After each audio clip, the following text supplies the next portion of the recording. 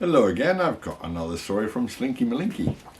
This is Slinky Malinki and Catflaps. The house was asleep. It was silent and still, with flickering shadows on ceiling and sill. Slinky Malinki was cosy and snug, curled in a ball on the raggedy rug. He opened an eye, inspected his toes, and washed from his tail to the tip of his nose. He wiped round an ear with a delicate paw and stretched as he silently slipped through the door.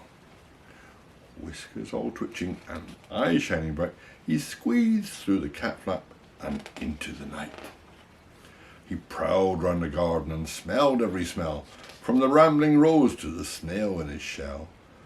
Then, with a curious, questioning call, he sprang to the top of the tumble-down wall. "Ow!" he called.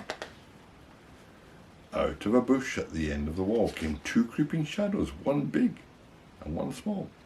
Slipping and slithering, scrambling down, were Grey Wacky Jones and Butterball Brown, two more cats, friends of his. Next to the hole by the tunnel house door, furtively lurking, were two shadows more. Up through the leaves of the five-finger tree climbed Pimpernel, Pew, and a Mushroom McGee. Down on the grass by the cucumber frame, mysterious figures were playing a game.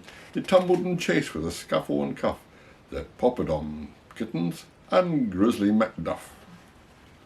From nooks and from crannies, from mischief and grave, came every corner and crevice they came. They sat in the moonlight, silvery glow, hobnobbing happily, 10 in a row. There they are, all hobnobbing on the wall.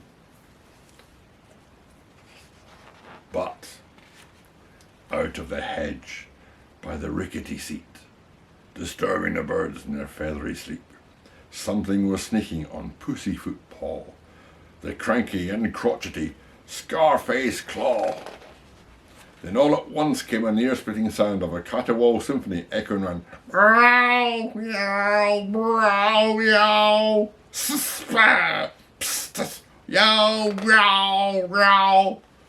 It woke up all the neighbours. From window and door came bellowing shouts and a furious roar. Shush! They all said, what a rackety bunch! Stop that commotion and go home at once. With a grumbling growl and a scuttling of paw, off and away galloped Scarface Claw, and down from the wall with a hiss and a spit went Slinky Malinki, lickety-split. The others all followed until there were 9 trotting behind with a tail wagging 9. Whiskers all twitching and eyes shining bright, they squeezed through the cat flap and out of the night. The house was asleep, it was silent and still, with flickering shadows on ceiling and sill. Slinky Malinki was cosy and snug, with all of his friends on a raggedy rug.